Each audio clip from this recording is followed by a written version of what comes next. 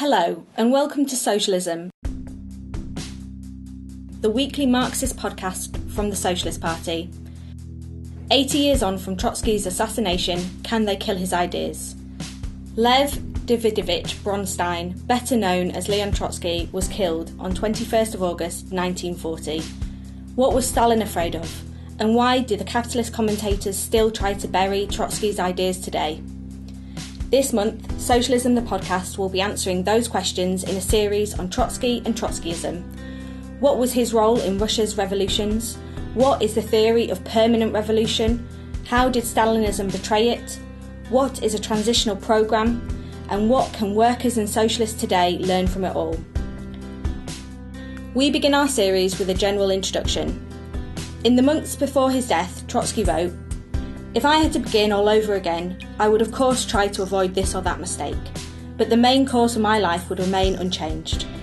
My faith in the communist future of mankind is not less ardent, indeed it is firmer today than it was in the days of my youth.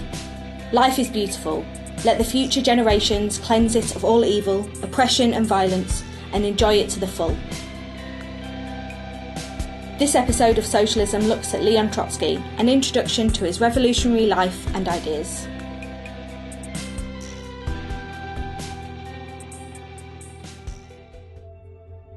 We're here this episode with Tony Sonwar, who's the secretary of the Committee for a Workers' International. That's the world socialist organisation which the Socialist Party in England and Wales is affiliated to. Hello, Tony. Hello, James. Now, 80 years ago this month, in August 1940, Leon Trotsky was murdered in exile in Mexico by a Stalinist infiltrator armed with an ice pick. Before that time, and since that time, the capitalists and their shadows in the workers' movement have done their utmost to smear the man and discredit his ideas. Now, it seems incredible that a boy born in 1879 to illiterate Jewish farmers in what is now Ukraine could come to attract such hatred from the global powerful. So, why should socialists and workers in the 21st century pay attention to that? Well, I think it's important, James, that we look at that because there's an ongoing and recurring attack launched against Trotsky by historians, by capitalist commentators in general. And it is incredible the degree of bile and hatred that they have tried to pour over the legacy of Trotsky. And of course, it's partly because of his role. And the issue is fundamentally that they are absolutely terrified of the ideas that he defended and the contribution he made to carrying out those ideas. Because here you were dealing with a revolutionary giant in terms of what he did practically. He was not an academic in the sense of just being detached from the mass of the workers' movement itself. He developed brilliant theoretical ideas and applied them in practice and led or played the crucial role in leading the Russian Revolution, and in particular after its Stalinist degeneration. He was the pioneer, he was the main fighter against the Stalinist repression which took place. And it's the fear of what his ideas represent and the impact and their importance today, which is the reason we see this recurring campaign to try and denigrate Trotsky. And for us, of course, the key thing is to take from it today the relevance of his ideas, to be inspired by the incredible life that he led and the contribution he made to the revolutionary movement, the taking of power by the Russian working class, and the incredible struggle that he conducted against that bureaucratic Bonapartist Stalinist dictatorship. The CWI is holding an international online rally for the 80th anniversary of Trotsky's assassination, entitled "Why Couldn't His Ideas Be Killed?" That's on Sunday the 23rd of August from 2 p.m. London time, and you can register to attend at socialistworld.net.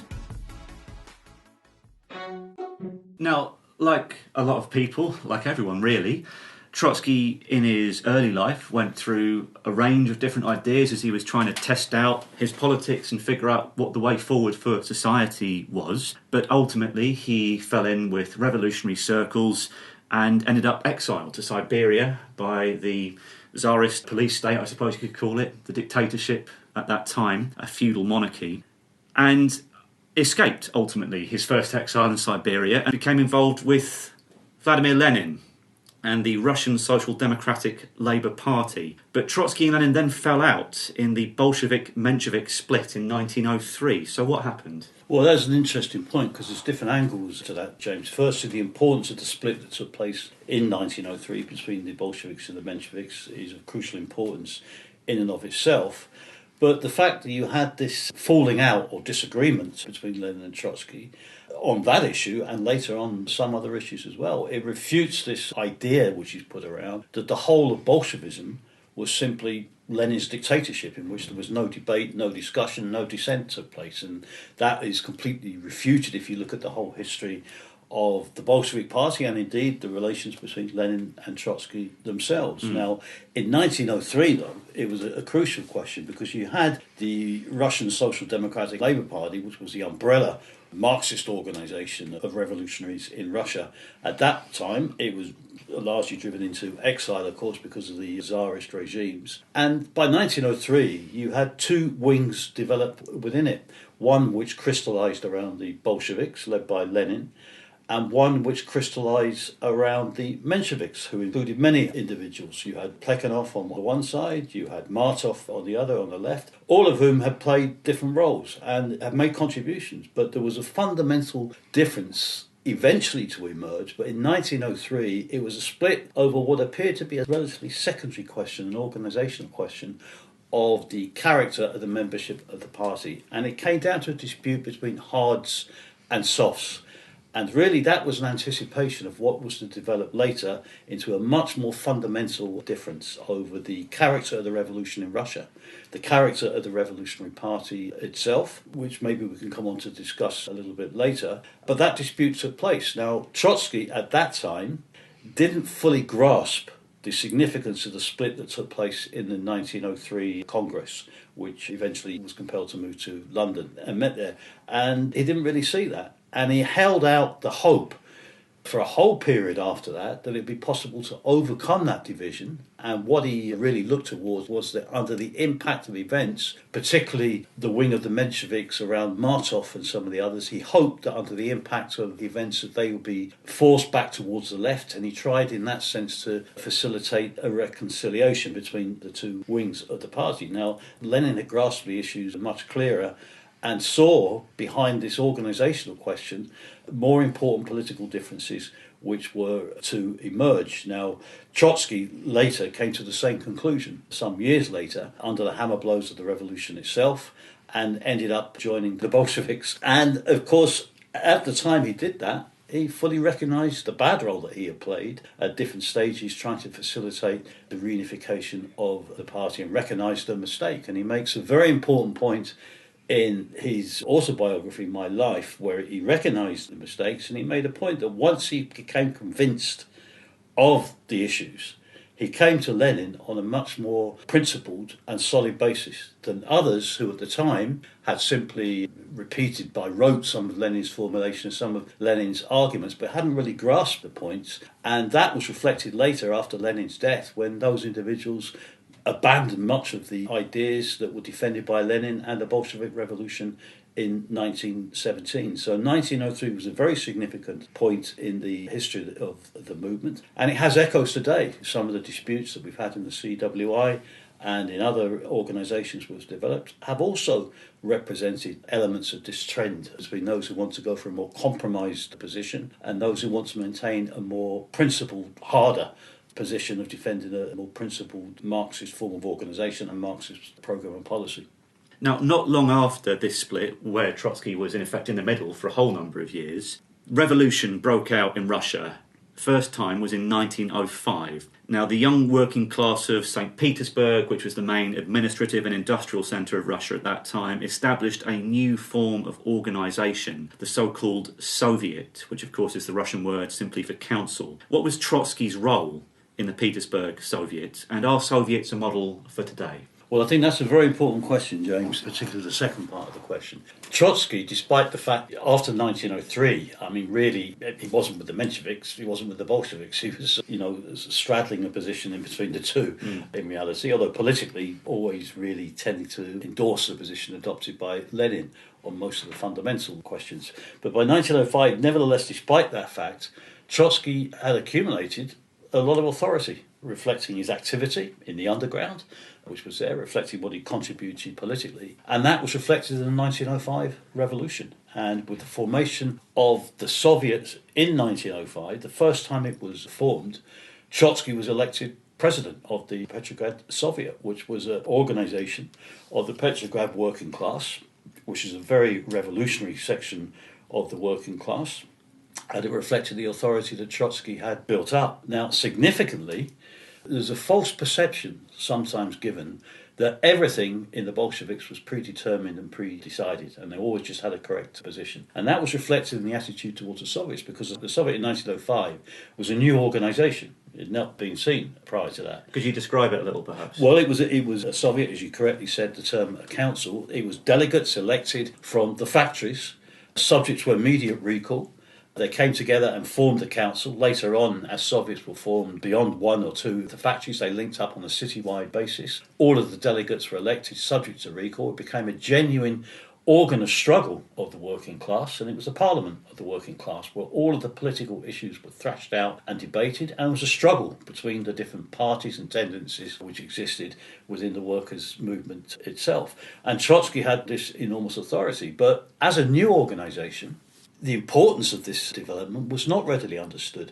Apart from Lenin, most of the leaders of the Bolshevik Party who were present at the time of the formation of the Soviet didn't regard it as important, and they actually saw it as a threat to the party itself. And it took Lenin's arrival to correct that sectarian approach that was adopted by the Bolsheviks. Now, Trotsky immediately had understood and appreciated the crucial significance that the Soviet represented.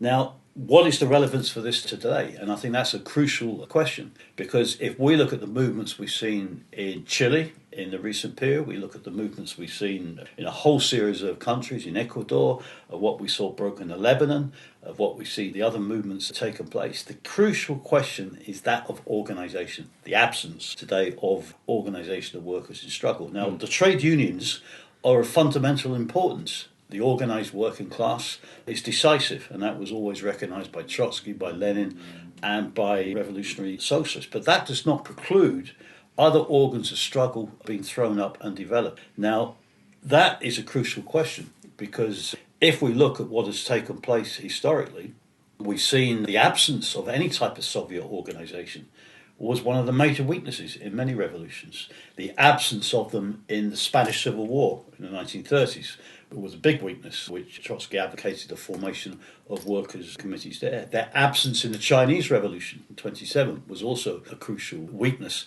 of them. And therefore you can see, because it's a question of these organisations which are immediately responsive to the changing moods and demands of the situation, where delegates are elected subject to immediate recall. They have to give an account to the workers in the factories of their roles. So they're crucial, and they emerge then as the basis for the new workers' government. Now, is that form of organisation still relevant today? Well, I think in essence it is.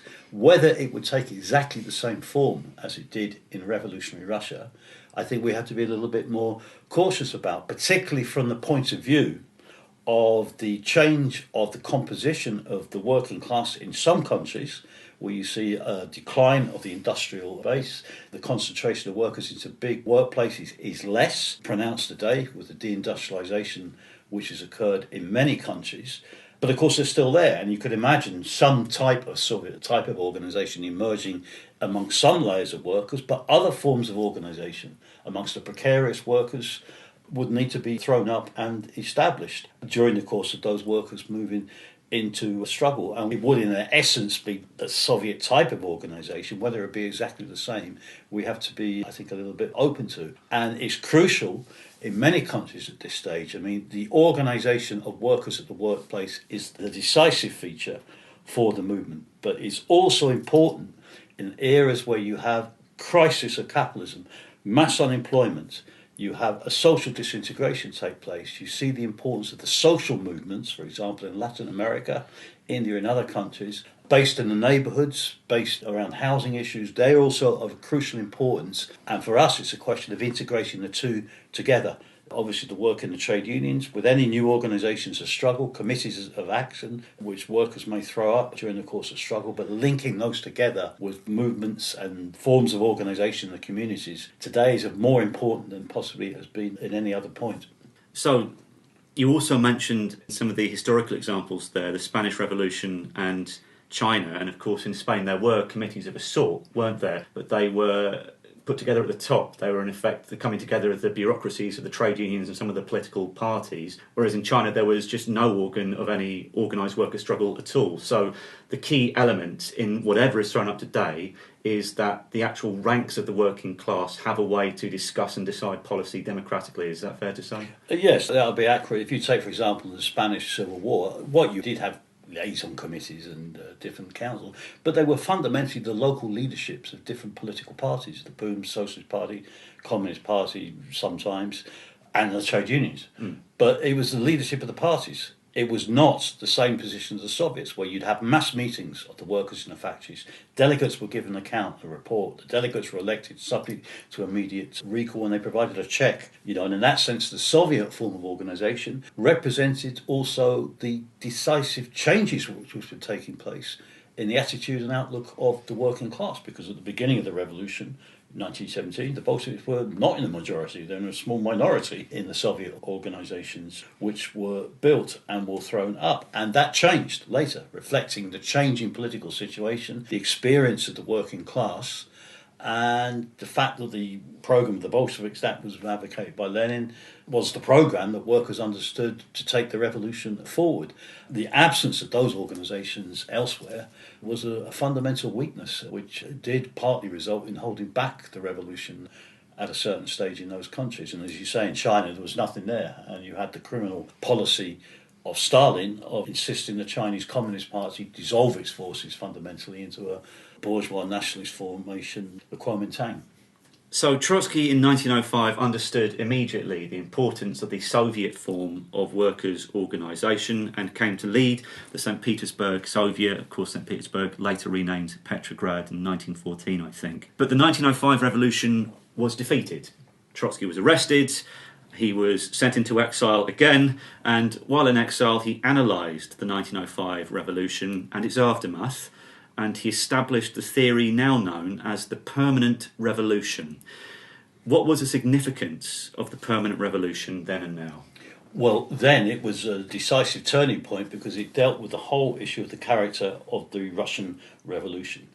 And that was crucial, not just for Russia, but really particularly for an understanding of the processes and the revolution in the neo-colonial world of today, of Asia, Africa, and of Latin America. Because the essence of what Trotsky put forward is if you look at how society has developed, capitalist society, you've had different phases of revolution, you've had different stages of society. You had, capitalism has not always been in existence, you have feudalism preceding it, etc. And you had bourgeois democratic revolutions, capitalist revolutions, if you like, which were necessary in order to take society forward at that stage to break it out from the constraints of feudalism. And what is posed in the theory of the permanent revolution is the fact that in the modern era, and it's applied in 1917 and it applied today, you have some capitalist countries where they've not had a full capitalist development, the neo-colonial countries, and they tend to be dominated entirely by the major imperialist powers. Now that has crucial implications because what it means is where you have a weak capitalist class in those countries, or relatively weak, and in those societies they're very contradictory. You have elements of capitalism, which can be very strong elements of capitalism, existing side by side with feudalism, landlordism. Often the capitalist classes in those countries are linked to the land still. They're completely interwoven and linked with the question of global imperialism as well. And so that's the larger capitalist powers around the world. Yes.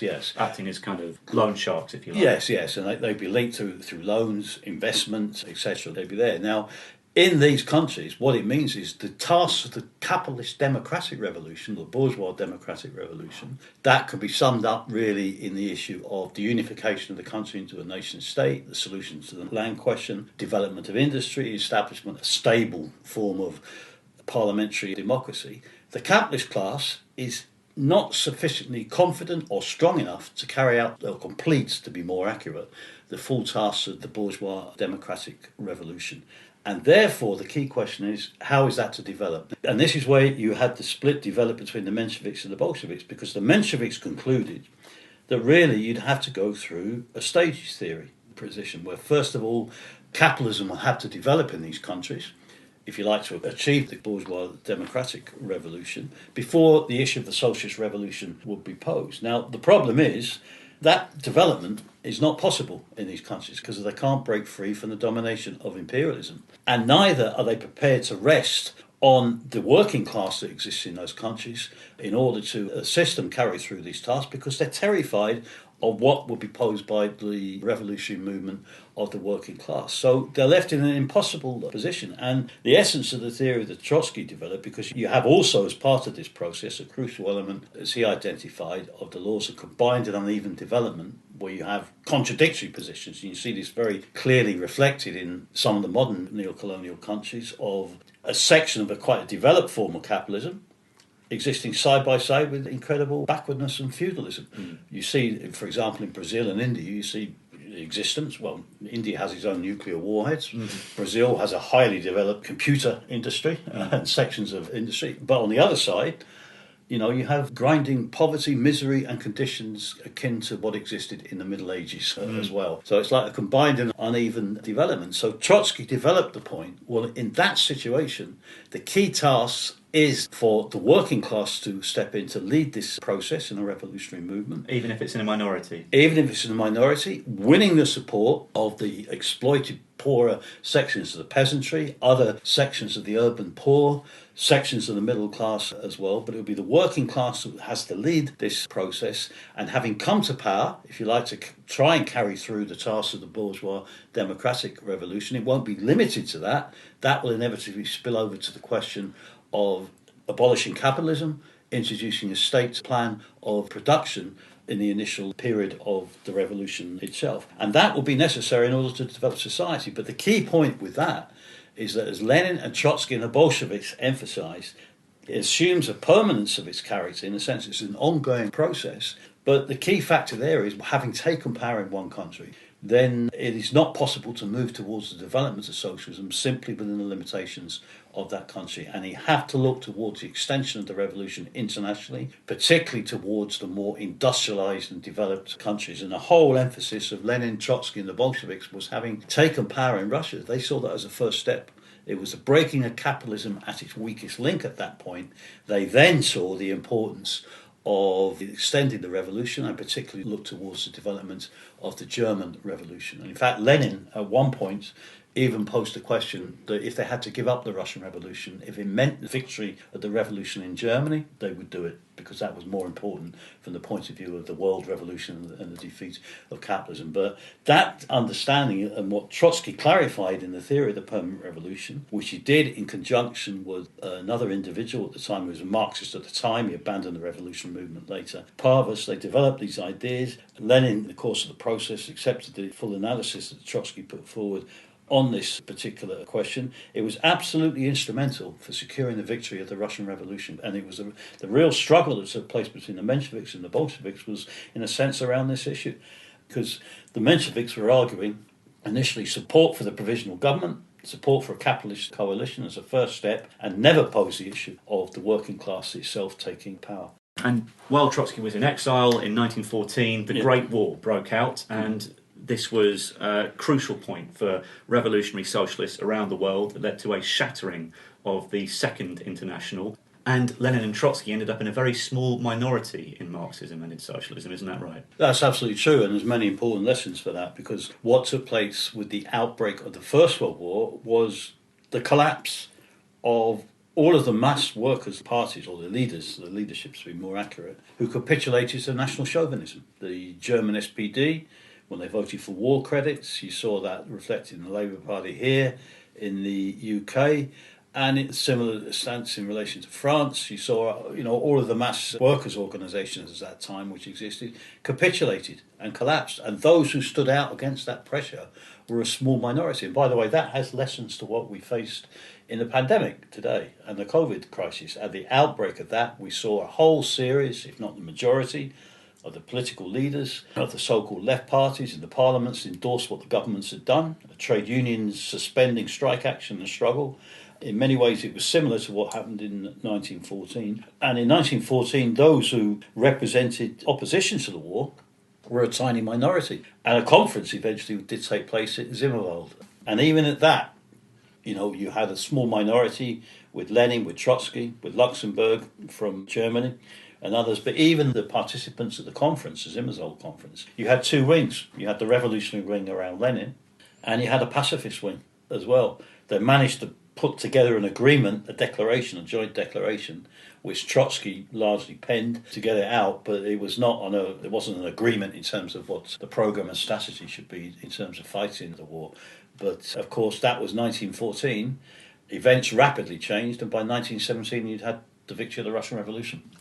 Having established these ideas, these extremely important ideas during his period in exile, the exile then stretched on for some time. Lots of things happened to Trotsky in this period. He was a war correspondent for a time, which for any other person might be their entire biography, but is a footnote really in the life of Leon Trotsky. But the next major development in world history, which Trotsky was involved in, was in 1917. Revolution broke out a second time in Russia in February. Trotsky tried to return when this broke out. What was his role this time? Well, he returned to Russia. Lenin had arrived in April, and you can see once again how nothing is predetermined, because the position of the Bolsheviks, of Stalin, was not clear after the initial outbreak of the revolution in February. It took Lenin's return in April and the production of his marvellous little tract, The April Thesis, where he clarified the question of the class character of the revolution, no support to the provisional government, and of a struggle really for the working class in Russia to take the revolution further and ultimately to take power. Trotsky returned to Russia, having been imprisoned in a concentration camp in Canada by the British on his way back there, but nevertheless managed to make it back to Russia and immediately threw himself into revolutionary activity. He still wasn't with the Bolshevik Party at this particular stage, and of course we had two revolutions in Russia in 1917, one in February. The later one where the workers took power was in October. And there was a whole process of ebbs and flows in the revolutionary movement during the course of that particular process. And in July, you saw the coming out onto the streets of the working class in Petrograd. There was a discussion about that. You saw the month of the Great Slander, as July was dubbed, as was a vicious campaign conducted against the Bolsheviks. Lenin was denounced as a German agent. We saw a whole campaign taking place. And we saw it was during that period of July, actually, that Trotsky finally went into the Bolshevik Party, joined the Bolshevik Party, and was immediately elected onto the Central Committee, which is an illustration of the authority that he had in the party at that time. And he played an absolutely indispensable role. He was then made a member of what was called the Military Revolutionary Committee, which in essence was a body which organised the insurrection itself in October. And from that point of view, along obviously with Lenin and other leaders, but particularly Lenin and Trotsky, played a decisive role in estimating the tactics, assessing the consciousness, the mood of the working class at each stage of events, particularly from July up to October, and eventually was successful in carrying through the insurrection in October, which resulted in the formation of the workers' government, which was the first time ever in history of humankind that the working class had taken power and formed their own government at that stage. And in that sense, that achievement was really the greatest achievement in the history of humankind, in the history of the workers' movement, most certainly, because it resulted in the overthrow of landlordism and capitalism, and it became a beacon for the working class of the world. And this insurrection in October, this was no mere palace coup. This was a transfer of power from the discredited capitalist provisional government to the workers', soldiers' and peasants' councils, the Soviets, which, as we discussed earlier, were genuine organs of democratic struggle for the workers and actually wider sections of the masses increasingly throughout the Russian Revolution. And shortly after the working class took power, the young workers' state in Russia was forced into difficult negotiations over peace with German imperialism because, of course, the Russian Revolution brought about the end of the First World War. Trotsky led those talks in Brest-Litovsk, which is in what is now in Belarus. But the peace agreement was the subject of major controversy over revolutionary strategy. Why was that? Well, it's interesting, and I think we should emphasise here, of course, you mentioned there, James, the question of the war. And that was a fundamental issue vis-à-vis the Russian Revolution itself, because, you had the exhaustion, the slaughter of millions, the demand for an ending to the war. It was enormous amongst the masses who suffered horrific carnage in the trenches of all of the armies involved. And the Mensheviks, failed to end the war. And that it was a crucial factor in the majority of the army, the majority of the working class switching over to the Bolsheviks. That was a crucial issue. Now, having taken power and formed the workers' government, of course, they then had to deal with the specifics of running a workers' government and suing for peace. And it opened up a polemic in terms of the negotiations that took place, as you say, at Brest-Litovsk in 1917, 1918. Part of the peace agreement was arrived at. Now, this is against the background where the Bolsheviks, Lenin and Trotsky in particular, they've taken power, as a fragile basis, as all revolutions initially are. But one of their main concerns was what's going to happen with the German Revolution? What is going to happen? And that was a factor. They were in a weak position militarily. The soldiers had enough of the war and, were deserting their trenches, were not carrying on fighting, were demanding peace. And the question was that they were considering, one of the key elements in it was estimating what had been the effect of the war on the German army and on the German working class. And of course, that was a bit of an unknown quantity in terms of estimating what state the German army was really in. Now, as regards, would it carry out a revolution? Will it have a mutiny against itself? And this is the key point of the German ruling class, of course, wanted to snuff out the worker state in Russia. They wanted to put the Bolsheviks out and still wanted to get what they could from a military point of view. So the Germans, when they started the negotiations, imposed bad terms, offered, not very conducive terms for the Soviet government. Now, the question was how to accept that. And this is where Lenin put the position, well, if we knew there would be an immediate German revolution, we could do anything necessary to assist that, and we could risk even losing Russia on the basis of a German military offensive if it meant there would be a successful revolution in Germany. But that was not guaranteed, and therefore it's a question of working towards that end of a German revolution, but trying to secure the position in Russia. Now, three schools of thought fundamentally opened up within the leadership. Trotsky's position was to sue for peace, not sign the conditions that German imperialism had imposed, and see if the Germans continued with a military advance. If they did undertake a military advance, because of the state of the Russian army was extremely weak at that particular stage, then he said at that point we should capitulate, if you like, and accept the conditions as being forced upon us. And on the basis of it being clearly seen and understood that it was because of a military advance from Germany that they had no choice but to accept these bad conditions. Lenin put a somewhat different position, really, that they should not risk a German military advance and should sue to accept the peace agreements as rapidly as possible. But there was a third position that was put, and this was the critical question, that the Soviet government should turn the issue of the war, not end the war, but turn it into a revolutionary war and advance on that basis. And both Lenin and Trotsky had the position that that was not viable because they didn't have a Red Army at that stage. It just wasn't there, and it would have been a suicide mission to do that. And Lenin, his main preoccupation was defeating that position. Now, it's extremely important to emphasise here, within the Bolshevik Party, that particular position had a lot of support. And in fact was, in some respects, even a partial majority position within the party, reflected in some of the debates that took place. And Lenin had to wage a merciless struggle against that position in the debates. In fact, I can't remember the exact figures. There was one meeting that took place in Petrograd where the supporters of the Revolutionary War got about 32 votes. Yeah. The supporters of Lenin's position got 15 votes, and the supporters of Trotsky's position got 16 votes. So you can see it. And by the way, that also punctures a myth that there was no debates took place in the Bolshevik Party at this particular stage.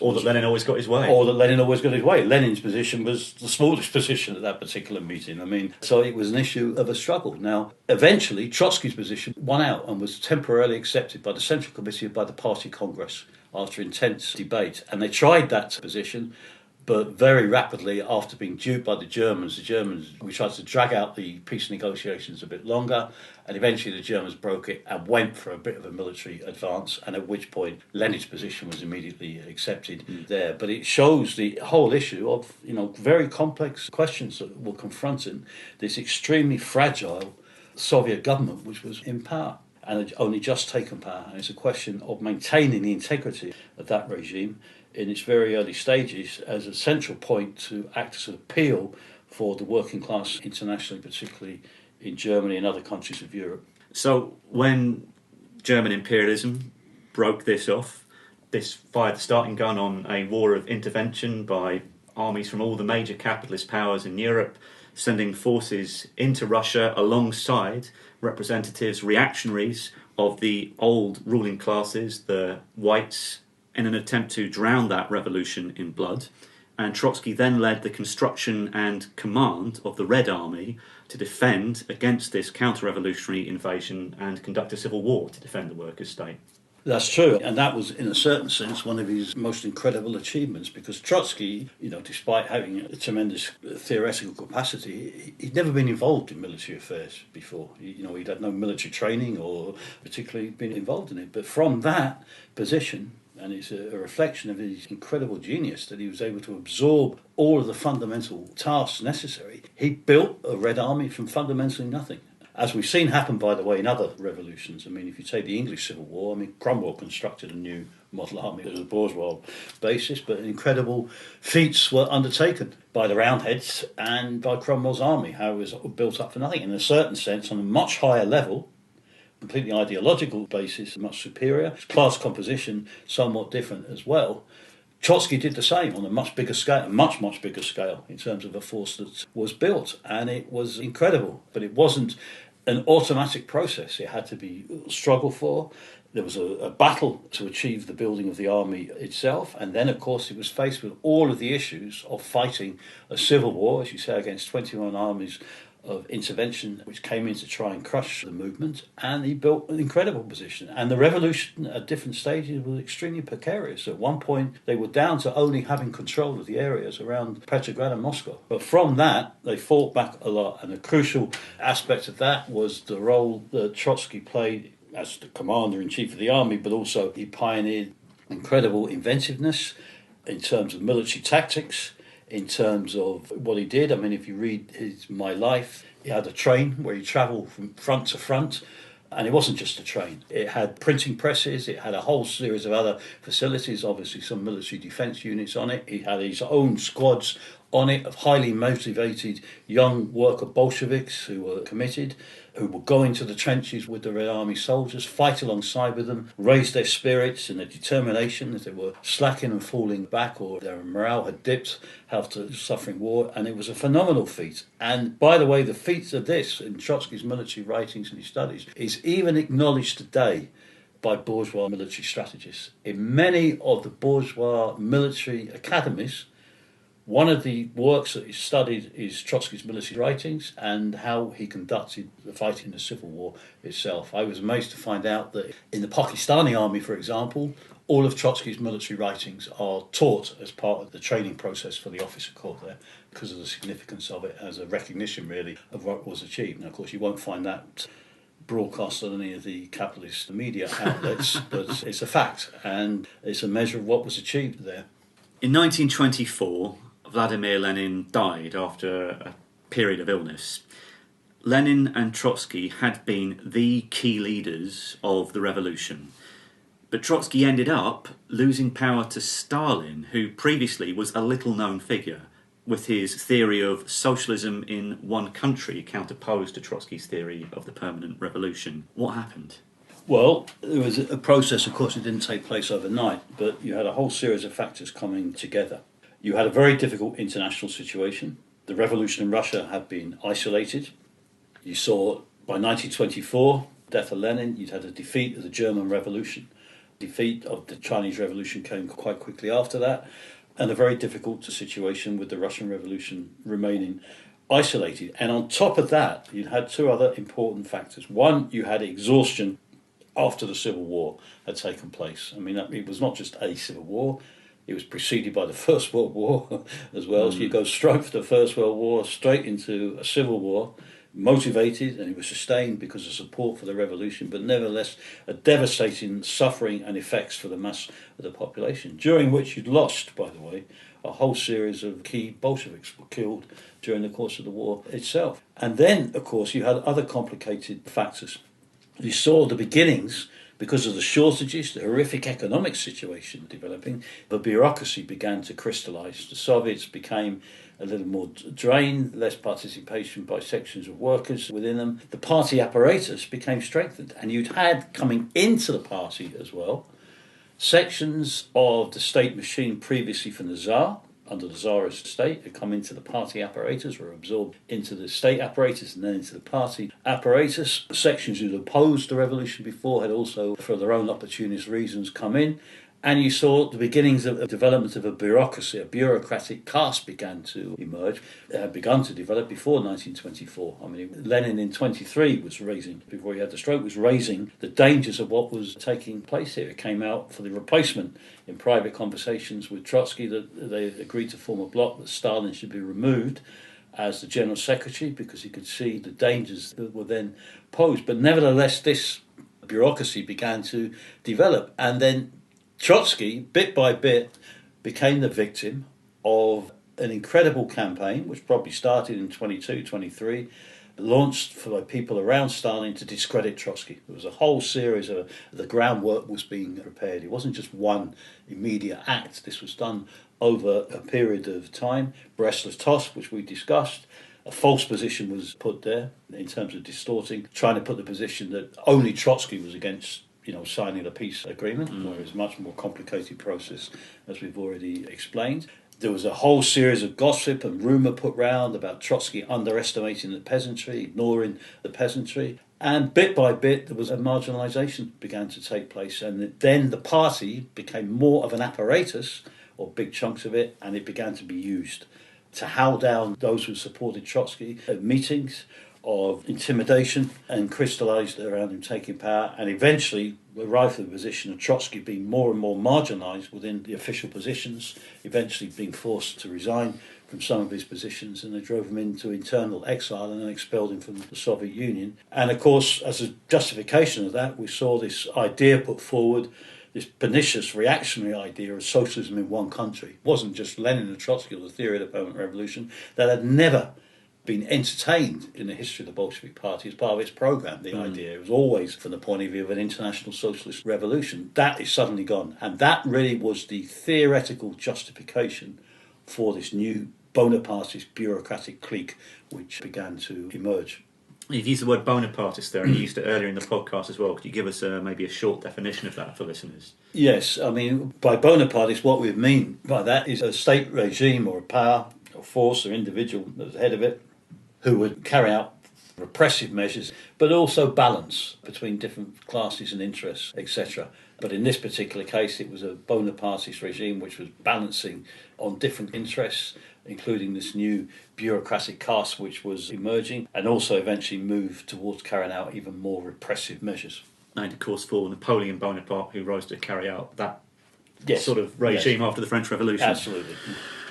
Now, you mentioned that it was not automatic that Trotsky and the ideas which he and the old Bolsheviks had represented lost power to Stalin. There was all this complicated, it was the international situation, the failure of the other revolutions, it was the crippling of the economy, which fundamentally was the result of the mismanagement of Tsarism, followed by two extremely depleting wars. All of this together allowed the bureaucracy to crystallise. But of course, there was opposition to that, wasn't there? And Trotsky led a group which became known as the left opposition and fought within the Soviet Union and within the Communist Party and the Communist International against the dictatorship of the bureaucracy for genuine workers' democracy. And even after his expulsion, that wasn't the end of the story. Ultimately, the left opposition ended up leaving the Communist International and setting up on its own in 1939 as a separate international. Why was that? Again, it was a process. I mean, Trotsky didn't have a predetermined agenda here, because when you saw the crystallisation of the bureaucracy, his initial position was to struggle against it and to struggle to reform it, and to struggle to reform the Communist Party, including the Communist International, which, by the way, under the guise of defending this idea of socialism in one country, in practice that meant that the Communist parties in the other countries saw their role changed from being the standard bearers to fight for the world revolution, that their decisive role became to act as the border guards of the Stalinized Soviet Union, and it was defense of the Soviet Union was their main objective, and therefore it was used by Stalin that they could do nothing in their own countries which would jeopardize the interests of Stalin.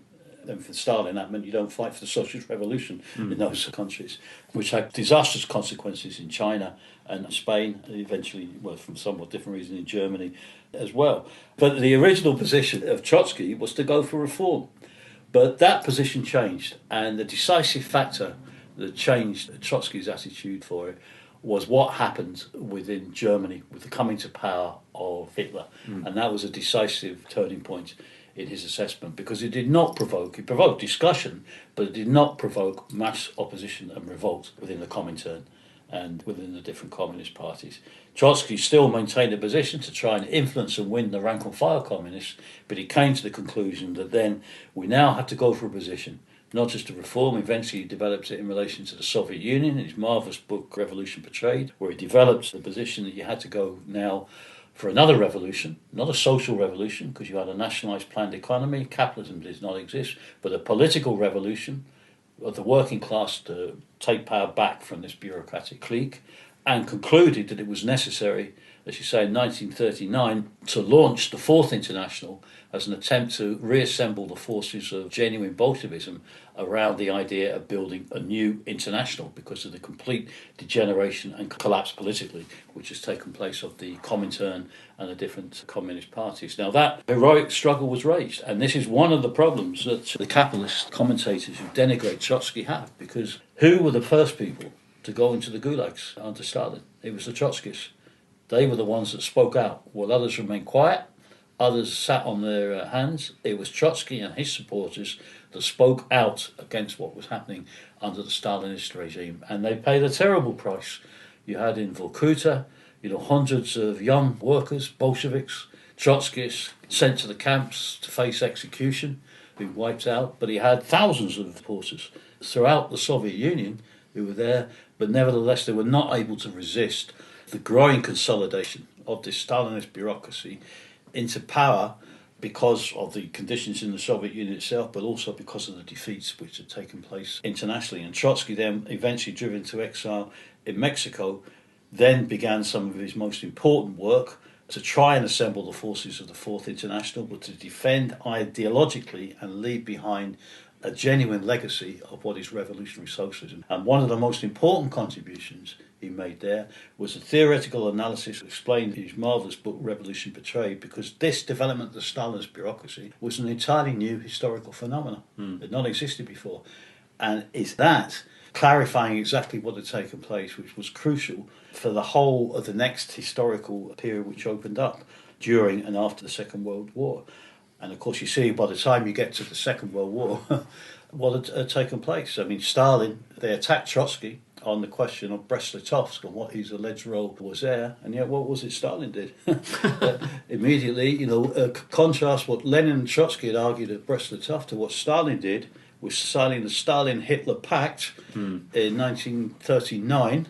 1 week after the signing of the Stalin-Hitler Pact, of course, Hitler invaded Poland. And that was that, and 2 years later he invaded the Soviet Union as well. So I mean, we can see where his method, Stalin's method, led to. But that was a fundamental issue then for Trotsky to proclaim the Fourth International. He hoped for a more rapid development of those forces. They started with relatively few forces internationally, but of course you had the development of the Second World War, which partly cut across that, revolutionary situations at the end of the war, but then of course capitalism managed to go into a whole period of historical upswing and went into a new historical era. But all of that work, all of those points, now with this new global crisis, this era of global catastrophe of capitalism, makes the relevance of these ideas, the relevance of what Trotsky did then, even more important and pertinent to today's situation. So the Hitler-Stalin Pact, the Molotov-Ribbentrop Pact, the effect of that was the crushing of revolutionary forces, whereas the Brest-Litovsk peace was something foisted on the workers' state in an attempt to buy time to develop the revolution. So on the surface they may appear, and Stalin certainly made them appear, to be equivalent, but in fact they had opposite intentions. Yeah, I mean, of course, the German workers' movement in that sense had been atomised and crushed before the signing of the Stalin-Hitler Pact, because, you know, when Hitler came to power in 1933, so I mean, most of that had been done. But I mean, internationally, he formed this bloc with an out-and-out fascist regime whose whole objective was the destruction of the workers' organisations in any country they marched into. And in the founding conference of the Fourth International, Leon Trotsky was involved in producing a document called, these days, the Transitional Programme, wasn't he? And that's a very important document for Trotskyism and for the CWI in particular. Most definitely, James. It's a crucial document because in that Trotsky outlines a number of points. Firstly, it takes up specific demands to be fought for by the working class and a whole series of questions in relation to unemployment, sharing out the work, reduction of the working week, the question of a minimum wage. He deals with the whole question of, under certain conditions, the need for workers' committees to be formed in order to defend workers from attack by the right and the fascist organisations. It's a whole programme, but in addition to that, it raises important questions because what it illustrates is the method of Trotsky and Trotskyism and indeed of Bolshevism, which the CWI bases itself upon. And that is that we don't just develop our ideas in the abstract. We have a clear objective of what we want to fight for socialism, but we have to relate that to the day-to-day experiences and the day-to-day consciousness, political consciousness of the working class, of the youth and all oppressed in society. And we have to take up demands and fight for every day-to-day reform, even that the working class wants. But the key thing that Trotsky outlined in that programme was that while revolutionaries will fight for all reforms, fight for every improvement in the conditions of the working class, we do that in such a way as to link it from today's aspirations and consciousness of working people and try and provide a bridge through those struggles, through those demands, a bridge to the idea of the need for a socialist society, and then a programme and a set of demands of how a socialist society will be built. And that is a fundamental issue which is of crucial importance for the CWI and all of our sections intervening in the big explosive movements which are developing around the world at the present time. So it's that method, the transitional method, which is important to us. It is. That's absolutely fundamental, the transitional method. And I mean, often Trotskyists are maligned and said that on the one side we don't support reforms. On the other side, they say that we're just putting forward abstract demands that bear no correlation to the reality. We put forward demands that we know are impossible to reach. Well, on both accounts, that's false. We would defend and fight for every reform that benefits the interest of working people. But using Trotsky's method, we always explain that any reform conquered by the struggles of the working people could only be safeguarded and guaranteed if it's also linked with the need to transform society, because what capitalism gives with the left hand, they will come back when they're able to and take it away from the right hand. And our demands are not abstract, utopian demands. They say we consciously put forward demands that capitalism can't meet. Well, we put forward demands and fight for demands that improve the conditions of life, the quality of life for all working people, and demands on a programme that working people require to improve their quality of life, their quality of existence, to utilise the productive forces for the benefit of the whole of society. And in fighting for those, if capitalism cannot afford it or is not prepared to concede those demands, then of course again it poses a need to link a struggle for that programme, for those demands, with the need to break with capitalism and establish a democratic socialist plan of production and build a new world.